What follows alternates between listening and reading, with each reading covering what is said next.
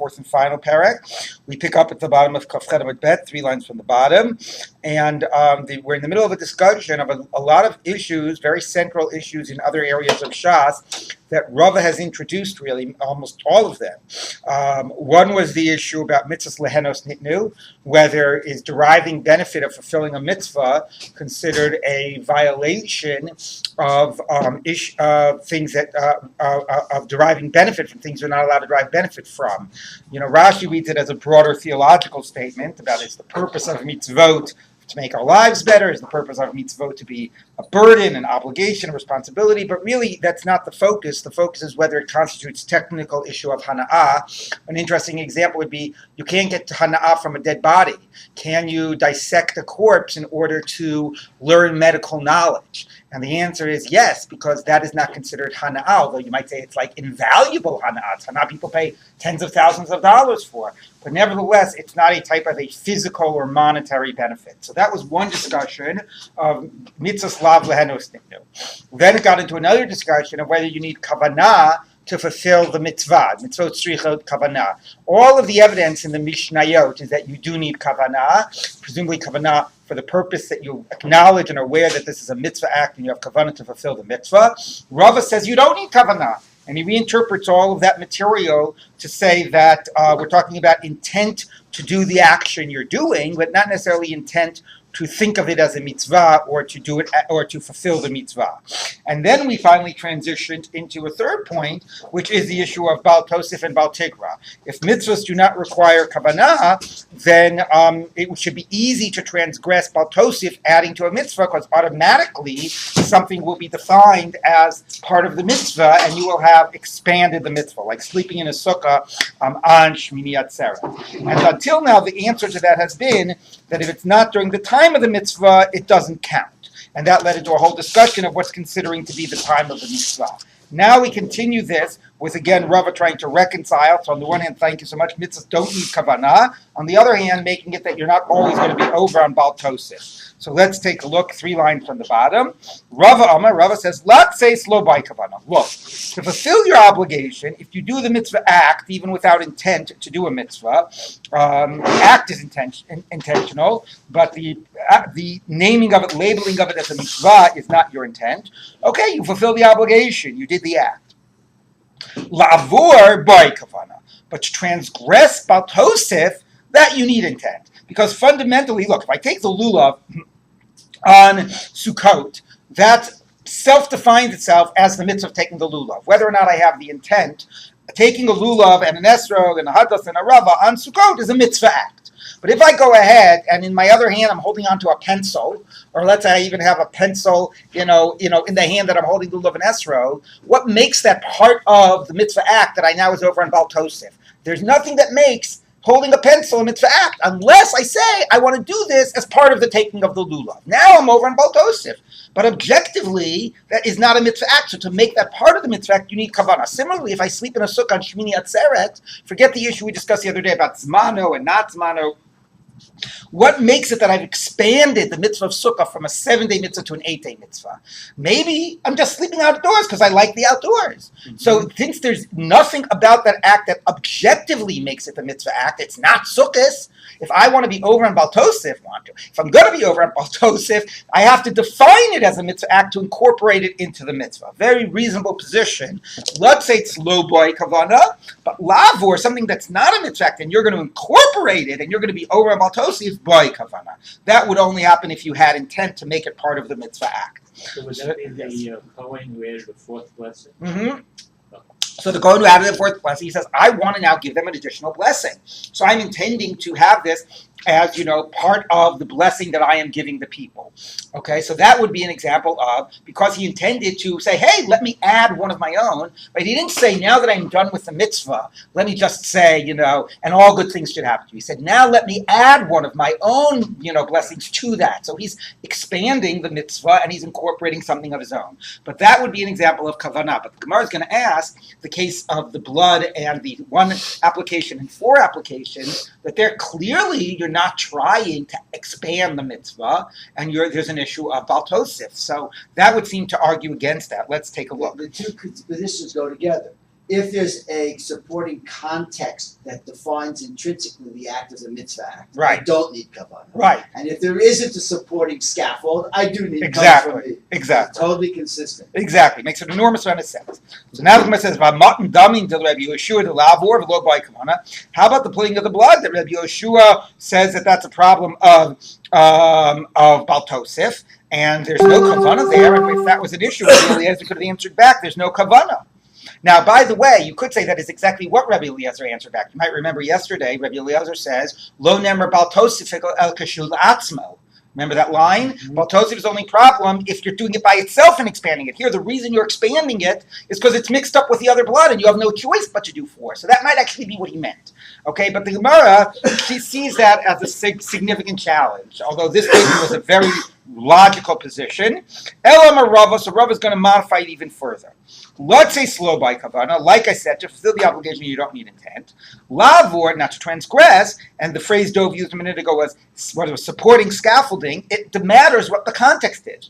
Bismano, if you're expanding the mitzvah during the time of the mitzvah, low by kavana, then even without intent, something naturally gets incorporated into the mitzvah. So you did one and you made it four during the actual performance of the mitzvah. You expanded it. Even without intent, you've now expanded the mitzvah. But shalo bismano, not in its time, like sleeping in a sukkah on Shmini Atzeret, there's nothing that defines it as part of the mitzvah. So that by kavana, you would need intent.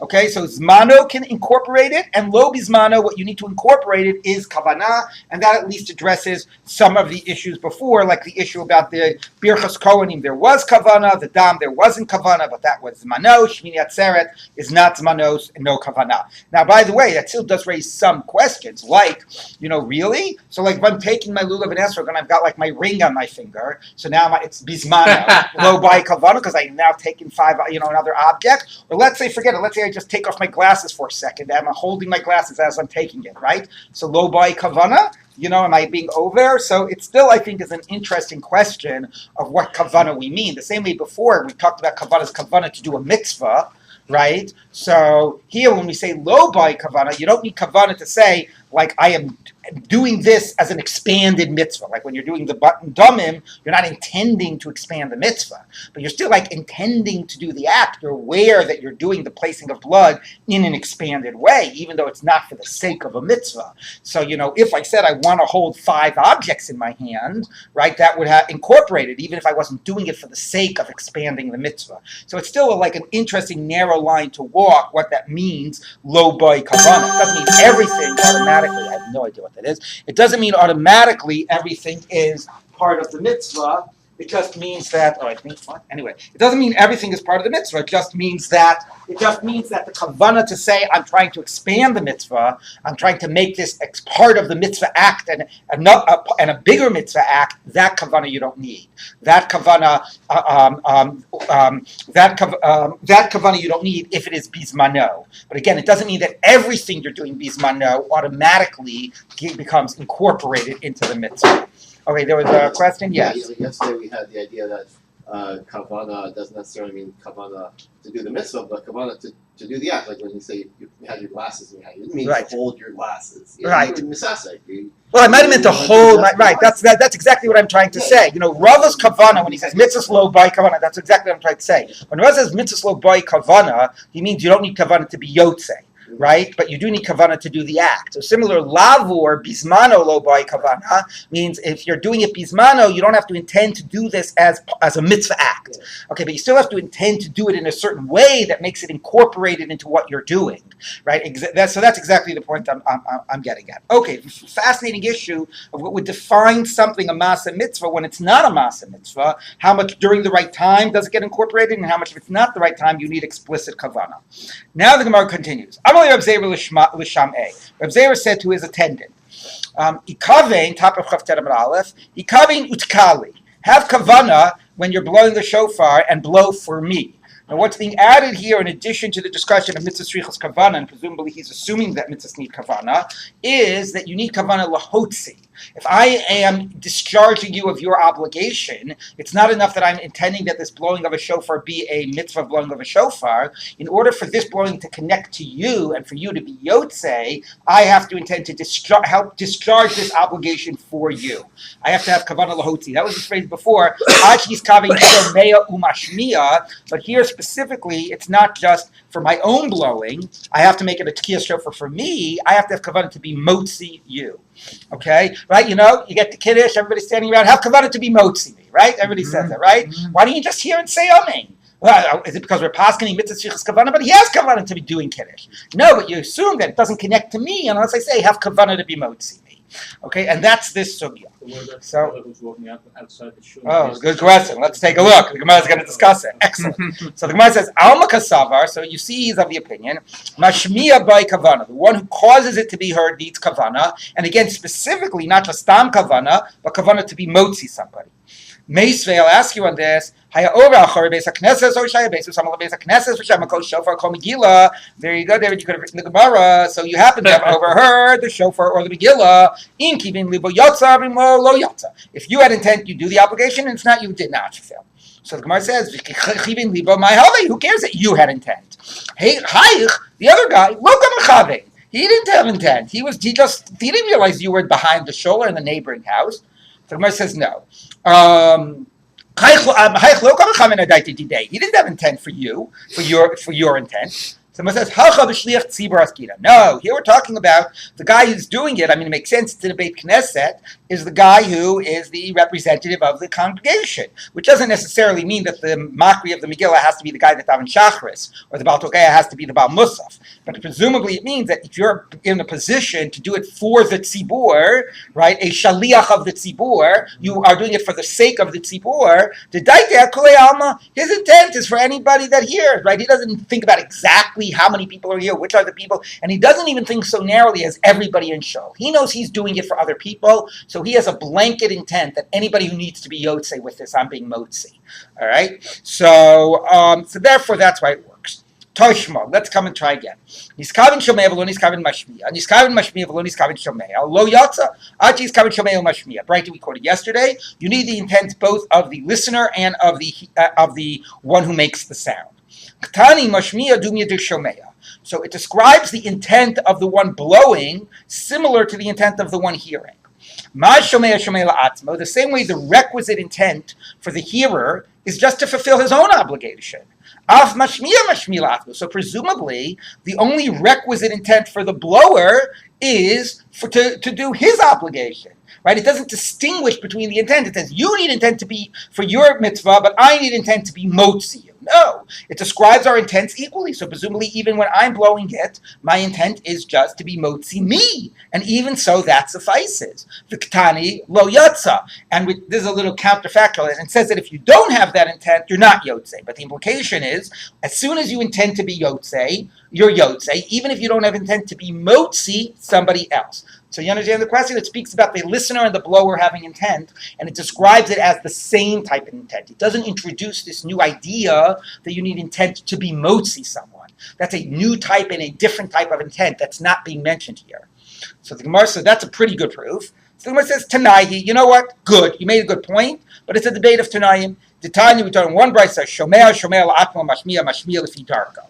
That another bright that says the listener has to listen, only needs to listen for himself. The one who's blowing has to, somehow we're reading mashmiya lefi darko, means not just for himself, but in his normal way, he's doing it that others hear, so his intent has to be for the sake that others can hear and that others can be yotzei. It's not so explicit there, but we're sort of acknowledging that there is that debate. The other bright that didn't sound that way, but yes, you do have to, we are saying there's another opinion that it's not enough to have intent to be yotzei, you need intent to be motzi someone. Amar Rav Yossi, said Rabbi Yossi, by the way, just so you know the right English word to use, because sometimes people say like, have intent to fulfill my obligation for me. I'm not fulfilling your obligation. Like, I'm not the fulfiller, you're fulfilling. I'm like helping you discharge your obligation. That's the way I frame it. Anyway, okay, so the Gemara says like this. Amar Rav Yossi, b'med ramum b'shliach tzibur. I'm sorry. Oh, I misread it. So no, lefi darko just means right. I jumped ahead. So the first mashmiya lefi darko just means normally you don't have to have special intent. Okay, so the Breita says if you're blowing the shofar, you don't need special intent. You just blow. I'm a Rabbi Yossi now. Rabbi Yossi clarifies this. But Medra, what does that mean? You don't need special intent. B'shliach tzibur, if you are the shliach tzibur, so your stam intent works. You just do it lefi darko. You do it without thinking anything special, because of course you're the shliach tzibur. You're doing it for other people to be yotzei. Aval b'yachid, but if you're just an individual blowing the shofar, lo yatzach she's kavin shomei mashmiya. There you need the special intent, not just of the one who listens, but the one who blows, presumably meaning, and he needs to be blowing for your sake. So while you're right, the earlier Brisa seem to say Shomei and Mashmiya in the same breath. Here it's clear by making a distinction in Rabbi Yossi about the Shliach Tzibur and a normal person that there's a special idea of having kavanah to be motzi you. So Shliach Tzibur, we assume it's the blanket kavanah, but a normal private individual, if you want to be yotzei through them, they have to have kavanah to be motzi you. That would be more applicable, let's say, to the Shabbos table when you've got 6 discrete people there around Right. the table. You should have them specifically. Yeah, but somebody says, I don't know, did you have by me in mind? Like I was in the other room or whatever. I'll say, I have in mind anybody who hears me and wants to be yotzei. That's just like my blanket kavanah. But often you're right. People don't think about that. They're thinking about the people in front of them. They weren't thinking about somebody that was behind the door and that they didn't realize was there. So this is the added idea that you need kavanah lahotzi. Now, here's an interesting thought experiment. Can you paskin both like Rava that mitzvah ein tzrichas kavanah and that you need kavanah lahotzi?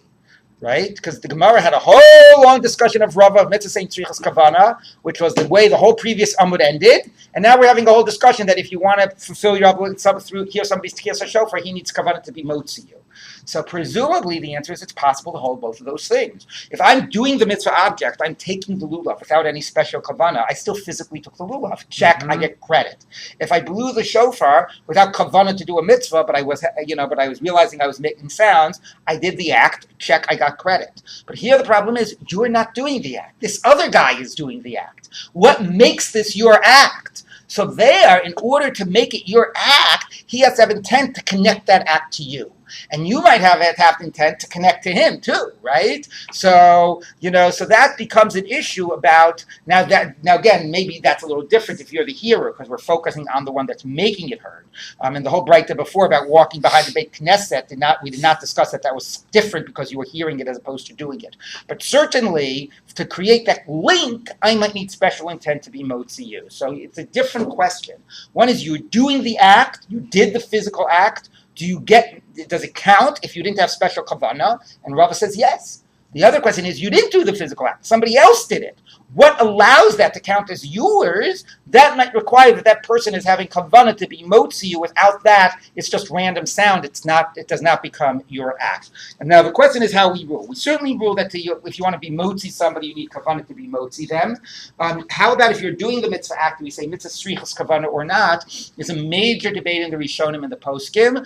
We generally tend to rule that for Doraisas we assume it's a need kavanah, and for Rabbanans we assume that b'diavad they don't, although again it's an issue of major debate. Yes. What I don't remember, I'm not holding on. It's like, what are the parameters, the limits? For example, okay, you'll be motzi me in Kriyat Megillah or the shofar. Right. You'll be motzi me, you're going to shake your lulav. You'll be motzi No. me. So basically the idea of being able to be motzi somebody, and we're going to revisit this again a little bit at the end, is limited to auditory mitzvot. So brachos, and Mikra Megillah, Tkiyas Shofar. Kriyat Torah is a tzibur sort of type of a ritual of it's not an individual chiyuv. The question becomes things like Kriyat Shema or Tefillah. Even in some of those more mitzvot that have this auditory component, they might require that it sort of be coming from you, initiated from you, rather than initiated from the outside. There's a Yerushalmi about that. But the basic discussion of being motzi somebody are things that are basically auditory, and it's sort of if the tree falls in a forest and no one hears it, doesn't make a sound. Listening is a part of that creating of that sound, that there's a receiver to that sound and connects to that act. act of the sounds or of the words that were produced. So that's the principle of it's shomea ka'ona is the principle. So it's really limited to auditory things. Now I do want to say though, conceptually it is different to say it by something that's about words as opposed to something that's about like something that's about an action that is auditory, but it involves physical objects. So for example, it's one thing to say that if you say a bracha and I heard the bracha, it's like I said the bracha. Those were the words, I heard them, I assented to them, so I connect to those words, it's like I said those words. But if you say here's da da da da da da da da, I heard those sounds, it's one thing to say I connect to the sounds, but is it like I blew the shofar, like I put a shofar to my lips and blew a shofar because I heard those sounds? So as we've been discussing, by shofar there's a question whether it's hearing or blowing. One argument that it's about hearing and not blowing is it's hard to understand how listening to da-da-da-da-da makes it like I took a ram's horn and put it to my lips. But we have something like that by reading the Megillah, right? The idea of reading the Megillah is not to say the words of the Megillah, is to read, to have a physical Megillah in front of you and to read the words off of the scroll. So you heard those words. So it's like you said, Vayhi b'mei Rosh, but is it like you read Vayhi b'mei Rosh off of a scroll? So it is a little bit unclear, how they all get put in the same category. But the basic discussions of Shomea Ka'ona is by things that are auditory. Yes, but that's what I'm saying, that normally Shomea Ka'ona starts with things that don't involve physical objects, starts with things that are just about words, about tefillah and brachot. We then wind up, talking about Kriyat Megillah and Kriyat Shofar, but the common denominators, they're all auditory. Isn't there a machloket in Quran about what the wording of the bracha is for reading the Megillah? It might be exactly to this. No. The Megillah, the Gemara is clear. It's about Kriyat Megillah. The issue is about Kriyat Shofar, whether it's about Kriyat or Shmi'ah. Okay, let's take a look now. Next Mishnah. Now, Vayak Asher Yarim Moshe. Now, the Mishnah ends its parak with a little agadata based on this whole idea of kavanah. And although we had a discussion earlier whether kavanah means kavanah to do the mitzvah or kavanah to do the act, it's clear that this Mishnah, at least agadically, but probably also because it was the pshat of the previous Mishnah, is assuming that the key is kavanah to do the mitzvah, not just to realize you're making sounds rather than cleaning out your shofar. So let's take a look. Okay, so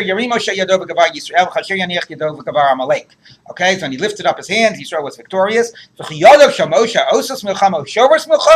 hands of Moshe, is that what made the war, or is that what destroyed the war? Is that what effect did his hands have? What type of magic was this? Ella, there's a Pirkei song based on this Mishnah, right?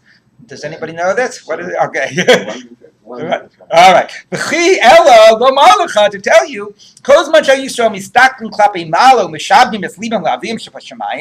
that when they would look and see Moshe's uplifted hands, they'd look towards the heavens and they'd think about God and they'd subjugate themselves to God. So therefore, and therefore God would help them win and be victorious. And if they would not, be looking towards God, they would fall in battle. Similarly, you say another thing that looks to be magical. Make for you a fiery serpent and put it on a banner. Anybody who's bitten will look at it and live. Can the snake bring death or the snake bring life? Pretty funny. The snake did bring death into the world. Yeah, right. Okay, you wonder if they are alluding to that. Anyway, Ella, when they look up to the banner and they think about God, they be healed. And if not, they would waste away. Now, obviously, this is doing two things. Number one is it is talking about the religious significance, not the halachic significance, the religious significance of kavanah. Before we described that you need kavanah if you're walking down the shul to be yotzei, and here we're making a broader point that there's an important religious impact that is affected by an act when it's accompanied by kavanah. Then it's not just some technical act. Then it actually connects you to God and takes on religious significance. Okay, so number one, kavanah really matters from a religious plane beyond its meaning in terms of a halachic consideration. The other thing, of course, that it's doing is taking things which are like somewhat, magical and do somewhat sort of seem, if anything, could be read the opposite. Could be read like, sometimes there are just certain magic things that you do, technical things that you do, and poof, it works. Right, you lift up your hands, you look at a snake, you look at whatever, so and they're reframing it that that's not what it was really about. It was really about this as a means of getting you, to think about God. So sort of de-magicifying, I don't know, these stories, which might have been the opposite message of Kavanah, and even forgetting the Kavanah discussion,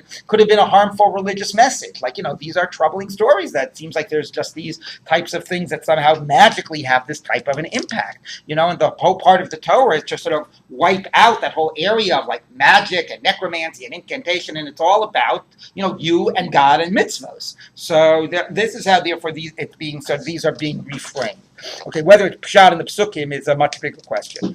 Okay, so now it goes on. There's no Gemara on that, by the way. Okay, so now we get back to halacha. All right, so There's the Yomi. Oh, that's true. A deaf mute, a shoteh, which is somebody that is like not of their right mind, somebody who's it's more like somebody like insane, or doesn't really understand reality as much as well. Maybe insane is the wrong term also, but anyways, but somebody that doesn't it doesn't really understand reality, is not like linked to an anchoring in reality, and there's a whole discussion which we'll get to in another Masechet about how to define that. The katan and a minor, all these people are not considered to be bardas. Cherish is a big issue, which has a whole modern history to it. When the sign language for the deaf, etc., then the whole category of cherish got sort of reconsidered. But anyway, these were the three that in the time that were assumed to be not bardas, katan from a formalist perspective, and ein motinas ram yidei chuvasan. They cannot have discharge the masses their obligation. They cannot be the ones to blow shofar. Zeh klal, this is the principle. If you're not obligated, you cannot be the one to help the tzibur discharge its obligation. So this frames the idea of blowing the shofar for someone, like we described earlier, as being motzi that person. And that led to the earlier discussion about kavanah. Let's take a look. I think it's striking that women are not in that list. Yes, it is striking. And the Gemara is going to sort of quote a Breita and sort of assume that, but it is quite fascinating that it's not explicitly there. So let's take a look. Tanu Rabbanan. Everybody's obligated. Kohanim, Levim, Yisraelim, Gerim, Vavarim, Meshuchrarim. So Kohen, Levi, Yisrael, all different sort of levels of society, converts, and freed slaves. V'tumtum v'androgynous. And a tumtum is somebody whose genitalia are covered up, so you don't know whether he's male or female. And an androgynous is someone who has both male and female primary genitalia. And somebody that's half slave and half free, because all of these, there's an element of them, right? The tumtum might be male. I mean, this, as opposed to what Dov said, is going to assume, as we'll see in a minute, that a female is exempt, but a tumtum might be a male. An androgynous also might halachically be categorized as male, and even somebody half free and half slave has a part of him which is a free person, which is obligated. Tumtum ena motzi lo esmino v'lo she'eno mino. A tumtum cannot blow the shofar for someone just like him, for another tumtum, and not for somebody who's not like him, meaning somebody who clearly is a male. Why can't a tumtum blow for another tumtum? Because the one who's blowing might be a female, and the one who's listening might be a male, and therefore it will not work. Androgynous and androgynous, motias mino v'lo she'eno mino, can blow the shofar for another androgynous, but not for a non-androgynous, meaning a male. Why? Because androgynous, there are three possibilities of how to classify an androgynous. What are the three possibilities? Male, female, and somewhere Other. in between. Yeah. Male, female, and other. Yeah. So if he's male, but that's not about this individual person. A tumtum, his genitalia is covered up, but what exactly a tumtum is different from person to person. It depends what his physical reality is, his anatomical reality is. By an androgynous, it's a question of classification. All androgynuses will share the same classification. We just have to figure out what that classification is. So either they're all males, then he could be motzi another one, or they're all females. So a woman isn't obligated, and if she and in terms of like the kiyum mitzvah, a woman could go for a woman, but not for a man. And if it's an other, so whatever the other is can blow. This third category, you can be motzi somebody at the same level as yourself. So therefore, since they're all classified in the same way, one can be motzi another, but cannot be motzi a man.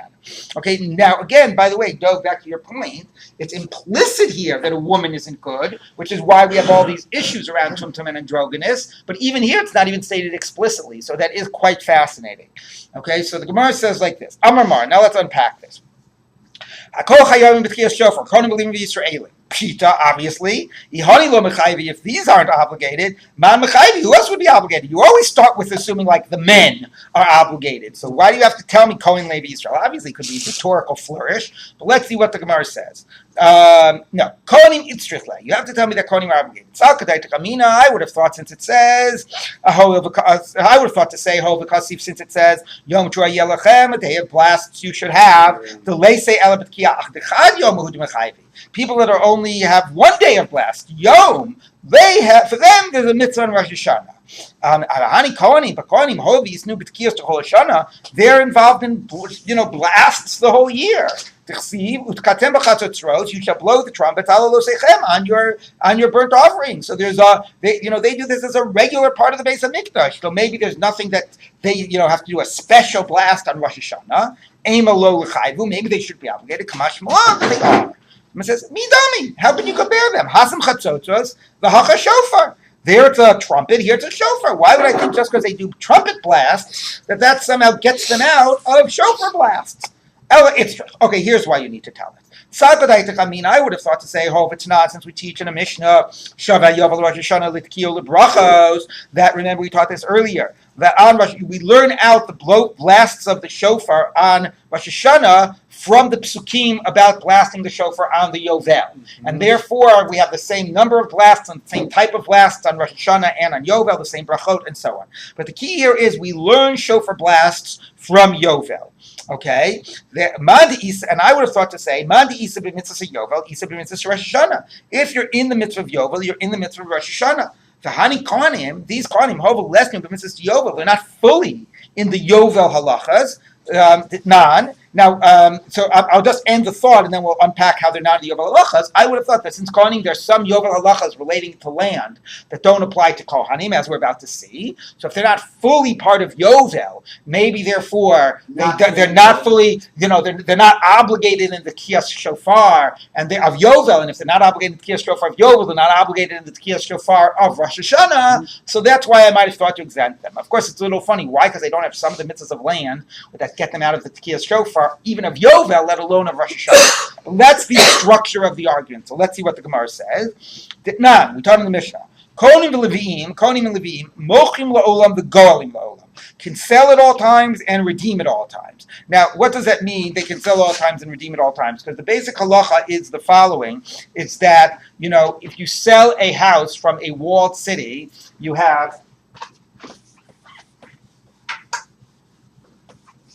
Okay, so here, if you sell a plot of land, okay, you cannot buy it until for 2 years.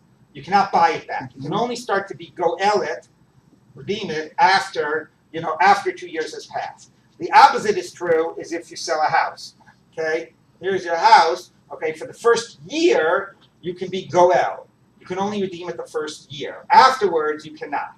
Okay, so that's a normal halacha. Kohanim are mochrim la'olam. Mochrim la'olam really isn't relevant, but they're go'alim la'olam. They can redeem it within the first 2 years. They don't have that restriction. Okay, and they can also go'el la'olam. They can redeem the house after the first year. They don't have that restriction. Everybody else has various restrictions. You have to wait here 2 years, and here you only have 1 year to do it.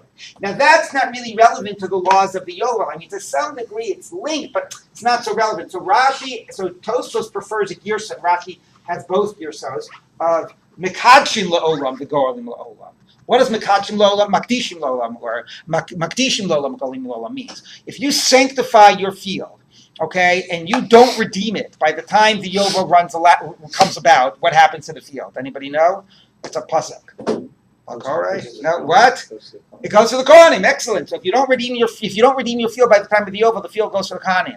If, however, you're a Levi or a Kohen and you didn't redeem your field, even after the Yovel, you still have an option to redeem it. So that's go'alim la'olam.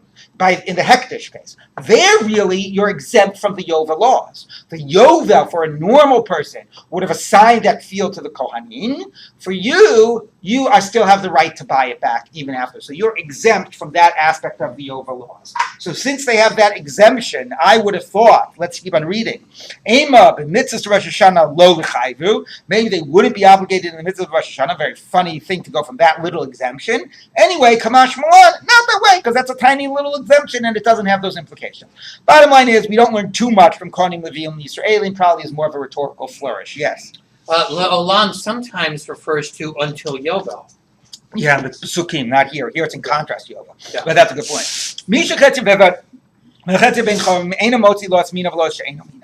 Okay, that's the half and half. You cannot be motzi your fellow slave, your fellow person that's half and half, and certainly not a normal free male.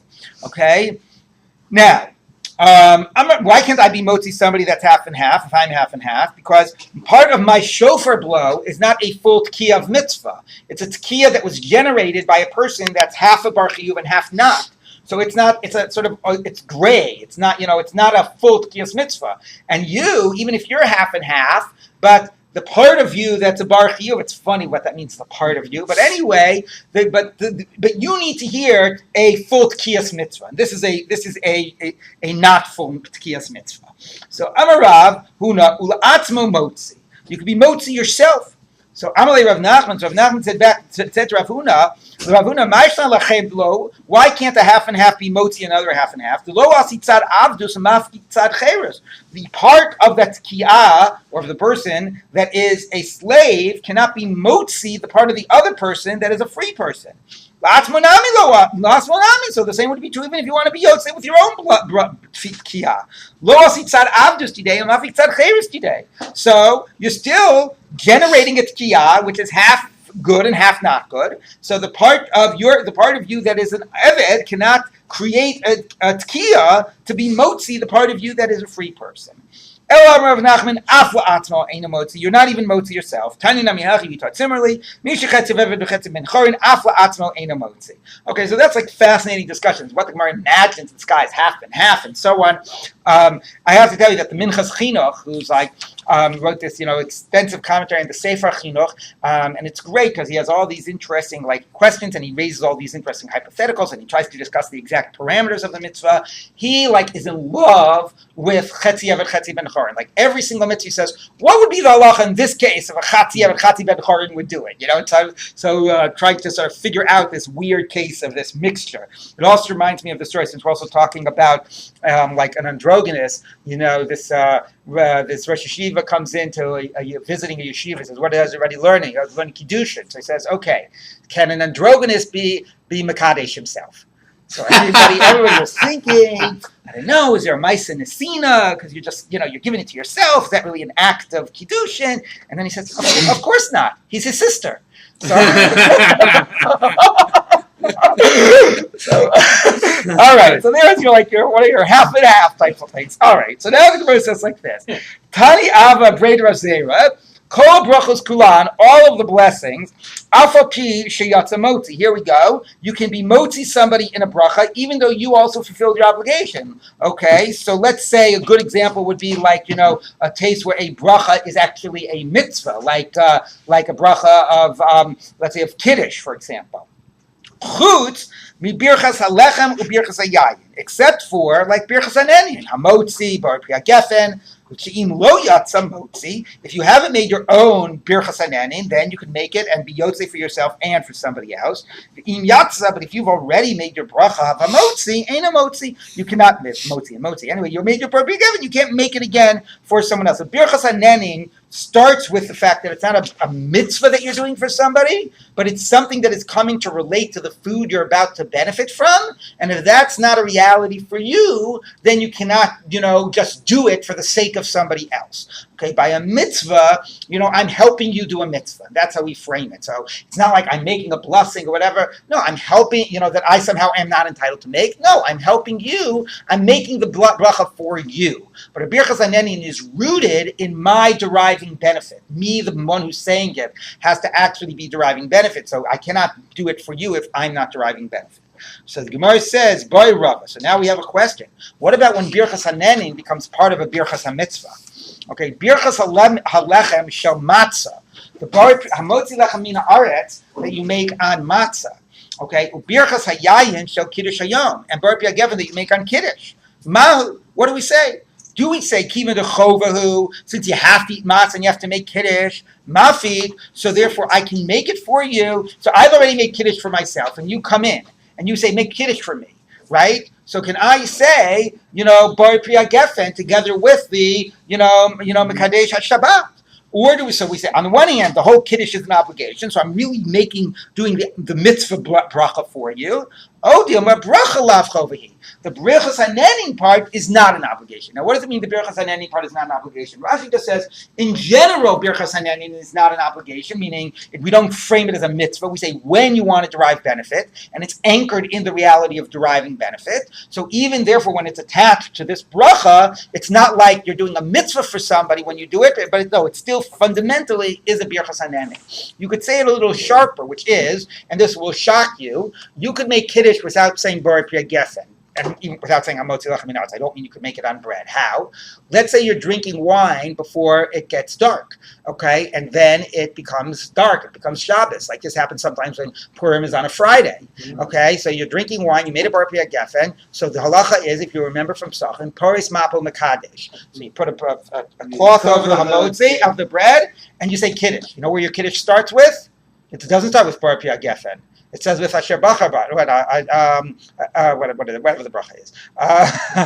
Anyway, it starts with the second bracha because you don't need a Birchas Hanenin because you've already made a Bar Priya Geffen, right? Similarly, let's say, I don't know, you'd have to think of what the scenario is because you're not allowed to eat matzah Erev Pesach, after whatever. But in theory, if you had already made a hamotzi, let's say for example, the Gemara talks about matzah that was made by like non-Jews and so on that you don't use to be yotzei your mitzvah with. Mm-hmm. Let's say you'd already made a hamotzi on that matzah. So when you got up to eating matzah, you wouldn't have to say hamotzi. You would just say alachilat matzah. So even the bracha there is not technically necessary for that mitzvah. It's just necessary because you're deriving benefit. But in theory, if you've already made the Birchas Hanenin, you wouldn't even need it as part of Kiddush. Right, so you understand that, right? That's for us. That's like shocking. We assume no, Kiddush starts with Bar Priya Geffen. No, but the Bar Priya Geffen is just because you're going to drink. If you had a way that you had made Bar Priya Geffen before, you wouldn't need it as part of your Kiddush. Yes. Could you go? How did you read that last line in the previous Amud Rav Zera? What do you mean? Even if you've already made the bracha for yourself, you could be motzi somebody else. So you already said Kiddush. You can make Kiddush for somebody else. Okay. All right? Yeah. Okay. So anyway, but what do you do about Birchas Hanenin that's incorporated into a mitzvah? What do we say? Tashma coming here. The Amar Rav Ashi ki avinam be Rav Papi. When I was in the house of Rav Papi, have mekadesh lan. He would make Kiddush for us. And when his sharecropper came from the field, he'd make Kiddush for him. Now, how do you know? Maybe he started after Bar Priya Geffen. But since he didn't distinguish, right, and presumably maybe also the sharecropper wanted to drink from the wine, so the sharecropper needed to hear Bar Priya Geffen, so we're assuming it means that he made even the Bar Priya Geffen. So we actually say that it does become incorporated in, and you can even say the Bar Priya Geffen for somebody else after you've made Kiddush, and that's what we do. Okay? By the way... You make Kiddush multiple times. Yeah, exactly. But even the Bar Priya Geffen part, even though normally that's a Birchas Hanenin. By the way, I'll tell you an interesting, interesting halacha, which is when you're making like the Bar Priya Geffen, if you're a Masadar Kiddushin, before the Birchas Erusin, right? Or even the Birchas Nisuin, but then it's normally somebody else who's making the Bar Priya Geffen. Because there, the Gemara never mentions that the Birchas Erusin is done on wine. It's a later minhag. And actually the halacha is if you don't have wine, you just go ahead and do it anyway. It's a Gaonic minhag, but it's a later minhag. So here, if I'm making Bar Priya Geffen, here's another question. When I make Bar Priya Geffen for you, I've already made Kiddush. I'm making Bar Priya Geffen for you now because, and the second bracha, then you don't need to, then I don't need to drink because that's the whole point. Because it's being framed as a birchas hamitzvah. That's why I'm allowed to make it, so I don't need to drink. But if you're having the birchas erusin and I'm saying bar priya geffen, then if that's a later addition to the birchas erusin, it was never packaged together. How could I be making a birchas hanenin without getting hana? So a trick that Mesadrei Kiddushin do that are aware of this problem, I mean, it's debated. Some want to say in the end it does get incorporated. But anyway, is that you get a little wine on your fingers, and then after you hand the cup over to drink them, you just lick your finger. Oh, wow. But when it gets packaged, now, by the way, also not to be confused is the Bar Priya Geffen we make Shabbos day. If you make Bar Geffen and somebody comes and says, "Oh, I didn't hear Kiddush. Could you make Kiddush for me?" Bar Geffen and Shabbos Day is really totally just Birchas Hanenin. The Kiddush on Shabbos Day is really because there's an idea to have your Seudah with wine. So therefore, there's no like mitzvah aspect of saying that bracha. I mean, there's a mitzvah of Kiddush as opposed to Friday night. So you cannot make a Bar Geffen for somebody if you've already made it for yourself on Shabbos Day.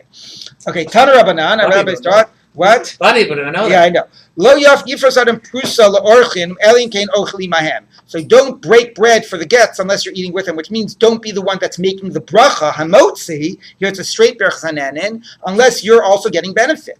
But you can make hamotzi for your kids and members of your household, which might mean your wife, in order to train them in mitzvot. So you can make a bracha even if you're not being yotzei, and even a birchas hanenin, if it's done for the sake of chinuch. Very important, right? So there you are, you're trying to train your kid to daven or whatever. Can you be saying the brachas, or do you have to say bracha ta Hashem every time? Right? You say bracha ta Hashem, it's not exactly helping him or her learn the bracha that they have to learn. So for the sake of chinuch, you can say the bracha full, even if you're not, you're not being yotzei yourself, or it's not in the category of yatsa motzi and so on. It's a birchas hanenin, etc. Ubehalal ubemegillah afa pisha yatsa motzi. But halal and megillah, which are those things, even though, even if you said it once, you can do it again and be motzi somebody, and you can make the bracha again for somebody by those. Even though you've read the Megillah, you can go ahead and make the bracha again for a person. We normally say to the person, if they're able to, you make the bracha yourself, I'll read the Megillah, but if they're not able to, you go ahead and you make the bracha, and we say, af pishi yatsa motzi. Yes? On Shabbos morning, when Yeah. somebody said Kiddush at shul, Yeah. when they go home, when they have guests, don't they say it again? Yeah, but that's because you wanted to. So that's a good point. I should clarify. I meant you're still sitting at the same meal and somebody comes. Then you can't. But if you go home, the Bar Geffen you made in shul doesn't count if you want to drink wine now that you're home. It's a different, meaning even if you just wanted to drink wine, you'd have to make another Bar Geffen. So that's why you make it again when you go home. Right. Yeah, that's an important point to clarify. I meant you're sitting at your meal, you made Bar Geffen, and then somebody new comes over. Like technically, like you make the Bar Geffen and have Kiddush, you should make a bracha achrona. That meal's over, you go home. Right. Right. That's what I was doing. Okay, let's move on. Yom Tov, it's Hadron Lachru based in. Fourth and final paragraph. Yom Tov Shal Rosh Hashanah, Shechali Op Shabbos. The Yom Tov of Rosh Hashanah falls out on Shabbos. Now, by the way, why did I have to say, I have to just comment on this, Yom Tov Shal Rosh Hashanah? Why doesn't it just say Rosh Hashanah Shechali Op Shabbos? Right? If you're talking about Sukkot or Pesach, you have to say Yom Tov to distinguish it from Chol HaMoed. But Rosh Hashanah is only a Yom Tov. Why don't you just say Rosh Hashanah Shechali Op Shabbos? So it could just be that it is just using a parallel language that it would use by Rosh Hashanah, by Sukkot and Pesach, and it really doesn't mean anything. But I also think it's possible that it is alluding back to the first Mishnah. There are 4 Rosh Hashanah Haim, Arba Rosh Hashanah Haim. So we're not talking about those other ones. We're talking about the Yom Tov Shel Rosh Hashanah. But again, I want to point out how much this Masechet has managed to, and I don't know what the explanation of this, but in my mind, downplay the central importance of like Rosh Hashanah. It starts off by saying Arba Rosh Hashanah Haim, doesn't give any like big focus on the fact that this is a Yom Tov. It's just okay, it's Rosh Hashanah Lishmitim and Liyovlim or whatever. It doesn't you don't get a sense it's a Yom Tov. The next Mishnah doesn't say on Rosh Hashanah is a Yom Hadin. No, Arba Prokim B'Shana Ha'olam Nidon. This is one of the 4 times, but you also don't get a sense it's a Yom Tov. It's one of 4 times you're Nidon. Then we get into a whole thing about Kiddush HaChodesh, which starts in the middle of the first parak, goes through the second, even gets into the third. So Kiddush HaChodesh completely spreads itself, tentacles out and dominates. Even the third parak, which is where in which it finally is talking about Rosh Hashanah, starts with Kiddush HaChodesh. Then you get to the Mishnah by Shofar, and it doesn't even mention Rosh Hashanah again. It just says, Kol HaShofar's Ksherim. So the first real focus on Rosh Hashanah as a Yom Tov is like this Mishnah. So I don't know what to make of it exactly, but it's pretty amazing how much Rosh Hashanah as a Yom Tov is sort of downplayed in this Masechet. Okay, so the first mention that you have that you blow the shofar on Rosh Hashanah, by the way, was in passing in the Mishnah, in the previous Mishnah. It said, it said like this: Shofar mekatze v'chatzot. Oh, so where is it? Shofar shel Rosh Hashanah shel Yal Pashut Apiv Mitzupeh Zahav, etc. Right? So it took a long time so we start sort of focusing on it. So anyway. It's related to the idea that the Torah never calls it Rosh Hashanah. Right. But you would definitely think that that's why Chazal might want to heighten its role as such, to give it that identity that we have now given it. So again, I agree. I think that that's fascinating. Okay. So now it says like this. Yom Tov shel Rosh Hashanah shechal lios b'Shabbos. So the Rosh Hashanah falls out on Shabbos. The Mikdash hayu tokim. They'd still blow the shofar in the base of Mikdash. Avolo b'mdina, not outside the base of Mikdash. What does outside mean? It could either mean outside the base of Mikdash proper. Even in Yerushalayim, they wouldn't blow. Although later it's going to sound like it's going to say they did blow in Yerushalayim. So let's interpret it to mean that outside of Yerushalayim they would not blow. Mishachar of Beis HaMikdash, once the Beis HaMikdash was destroyed, he's going to Rabbi Yochanan ben Zakkai. Rabbi Yochanan ben Zakkai established Yutokim b'chol makom sheyesh bo beis din. They wouldn't only do it in the or they wouldn't do it in the Mikdash because there was no Mikdash, but nevertheless they would continue the practice wherever there was a Beit Din.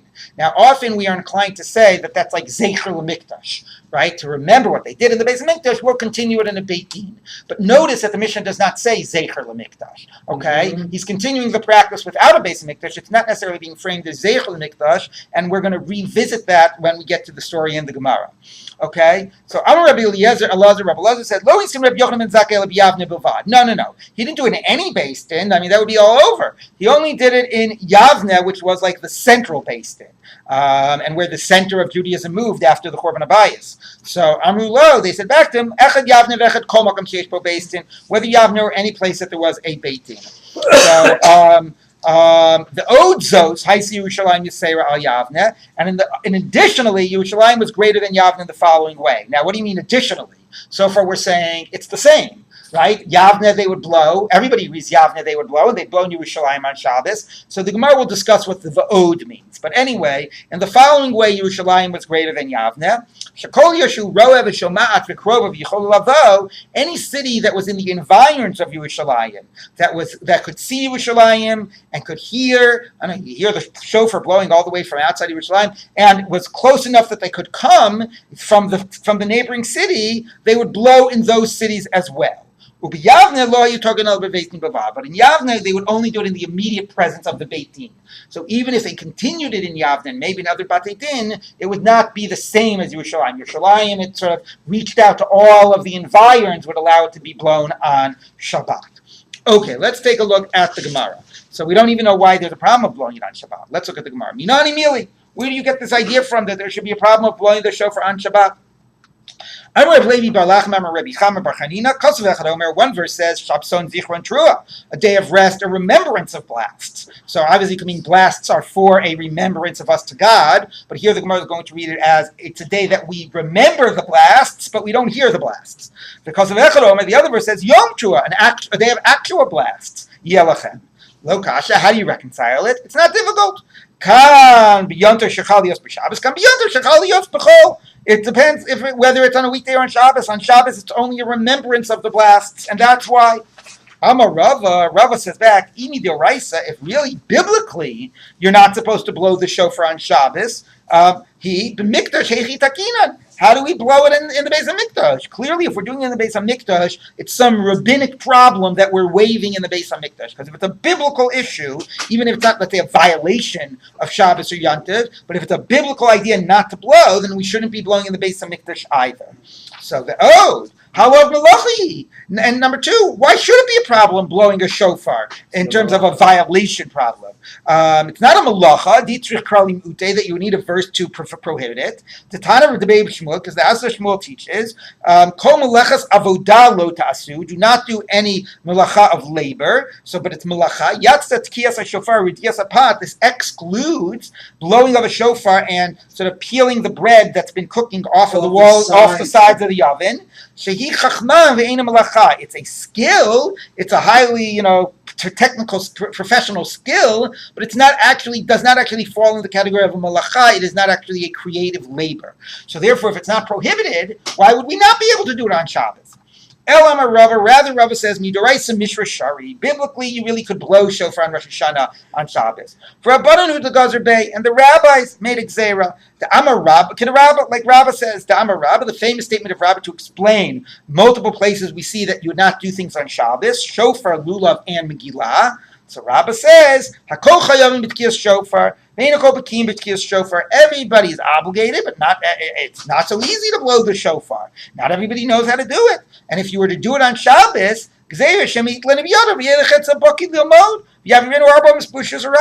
you would take your shofar and you'd go carry it to somebody who knows how to do it. And you would forget the fact that it's Shabbos, and you'd wind up carrying it for Amot in Rishut HaRabim and violate Shabbat. And therefore,